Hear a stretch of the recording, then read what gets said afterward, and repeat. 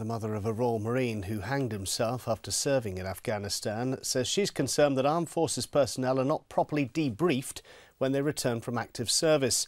She made her comments after a coroner recorded a verdict of suicide at the inquest into the death in 2009 of Marine Dylan Kemp from 42 Commando. Kaya Lark reports from Croydon Coroner's Court. Marine Dylan Kemp was found hanged at a flat here in Croydon in September 2009. He'd returned from Afghanistan in April of that year, where he'd served in Kabul and Lashkar, and he told friends and family that whilst there he had been involved with picking up body parts.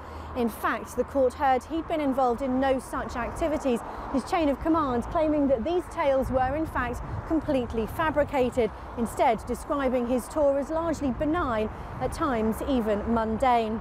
Once back in the UK, he moved to the careers office, a move which meant he missed out on a post-operational stress management meeting, despite guidelines clearly stating that this should have taken place within 12 weeks. In the months that followed, he was arrested in connection with a road rage incident and for assaulting his girlfriend just 3 days before he was found dead.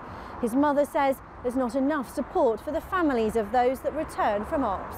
She is also critical of the support and information provided for the mothers, wives and families of armed forces personnel, and says that if more support had been available for when her son came home, she would have been better prepared and better able to help him. His girlfriend's barrister read out part of his suicide note, in which he described how he felt he'd slipped through the net. I have too much anger inside me and only want to be there. Royal Marine staff are excellent, so don't let this be a pitfall for them. But I slipped through the net, and I'm sure many will follow. The family say they will continue to pursue justice for Dylan and to highlight what they call the failings of the system. Kaya Lark, Forces News in Croydon.